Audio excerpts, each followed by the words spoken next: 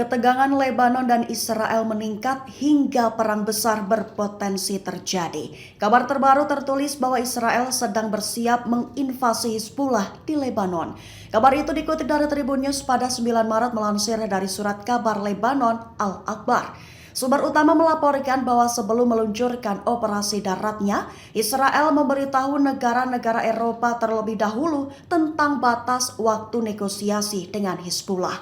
Israel memberi kesempatan untuk menyelesaikan ketegangan dengan Hizbullah melalui negosiasi hingga 15 Maret 2024. Jika lewat dari batas waktu itu, maka Israel akan siap untuk meningkatkan operasi militer untuk perang skala penuh melawan Hizbullah.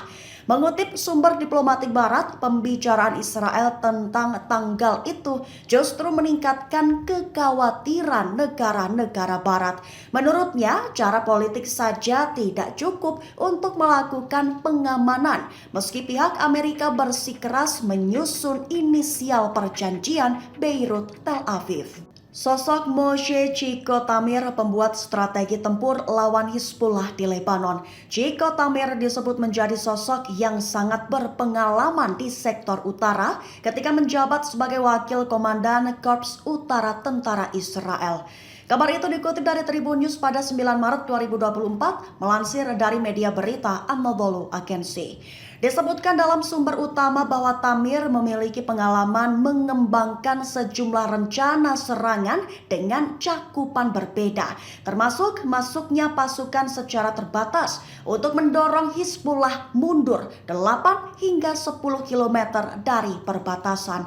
Namun menurut channel 13, rumor itu mengklaim di mana tentara Israel akan berperang melawan Hizbullah pada 15 Maret tidak dikonfirmasi oleh militer, lantaran tentara Israel tidak secara resmi mengomentari laporan tersebut.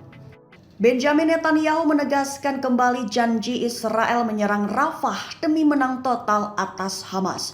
Netanyahu menegaskan jika tak jadi menyerang Rafah, maka artinya Israel kalah.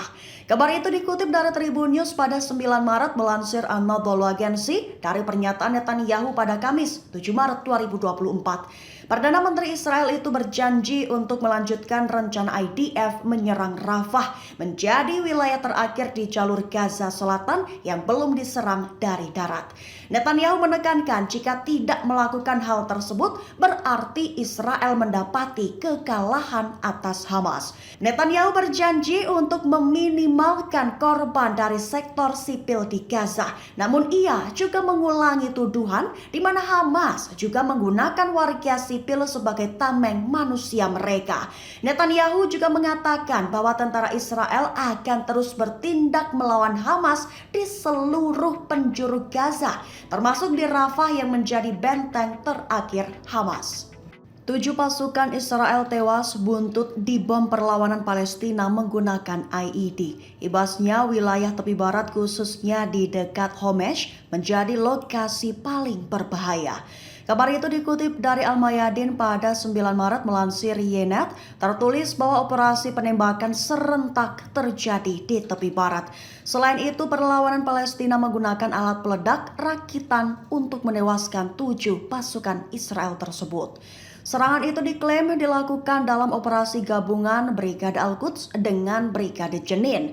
Menurut laporan, perlawanan Palestina melepaskan tembakan ke situs militer Israel di dekat Homesh untuk memikat pasukan yang sedang menyelidiki sebuah insiden. Ketika pasukan tiba di daerah yang telah ditentukan, sebuah alat peledak diledakkan oleh pejuang perlawanan. Imbasnya menyebabkan korban jiwa di antara pasukan pendudukan Israel. Media Israel menyoroti operasi yang direncanakan itu sebagai operasi yang sangat berbahaya.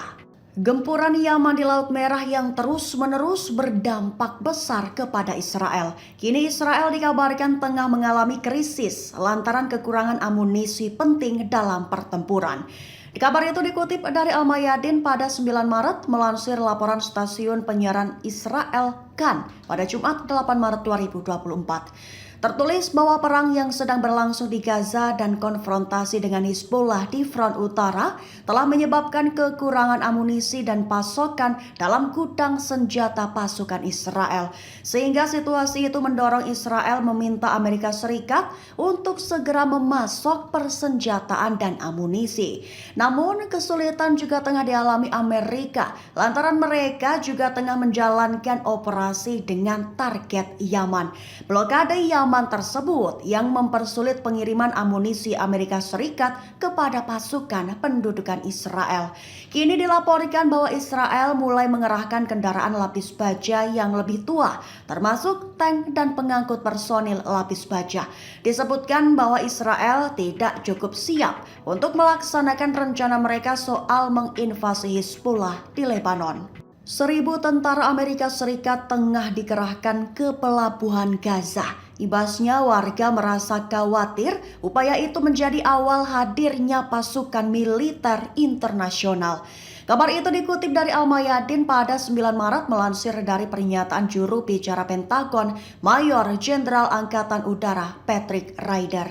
Ia menyatakan bahwa pengerahan 1.000 pasukan hanya untuk membangun sistem pelabuhan sementara guna mempercepat pengiriman bantuan ke Gaza. Diperkirakan pembangunan sistem itu hanya memakan waktu 60 hari dengan mencakup pasukan tentara dan pelaut.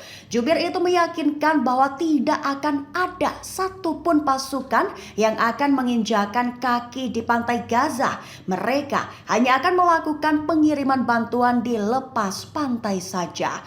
Diharapkan pengiriman bantuan makanan harian bisa mencapai sekira 2 juta makanan ke warga Gaza. Namun warga Palestina telah menyatakan keraguannya mengenai rencana Amerika Serikat untuk membangun dermaga tersebut. Mereka khawatir bahwa tindakan itu dapat menjadi awal dari kehadiran militer internasional di tanah Palestina dan menjadi upaya pengusiran warga Palestina dengan berbagai dalih.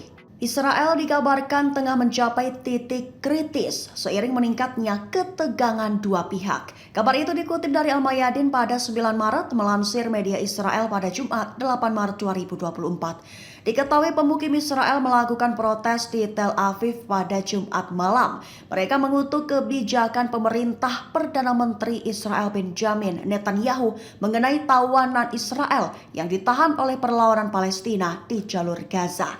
Ketegangan itu meningkat seusai Netanyahu dengan kepala Mossad dan Shin Bet menolak permintaan negosiasi pertukaran sandera.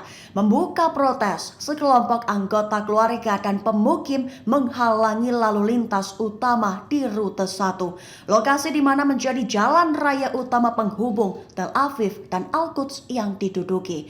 Mereka memprotes dan menyerukan pembebasan sandera para tawanan segera. Pemprotes menyerukan bahwa semua yang terjadi adalah tanggung jawab Netanyahu, sehingga mereka meminta Netanyahu untuk mengabaikan Ben-Gvir dan Smotrich. Sebatas informasi, Ben-Gvir dan Smotrich adalah dua sosok yang menyatakan bahwa Israel hanya bisa menang setelah Hamas dilenyapkan.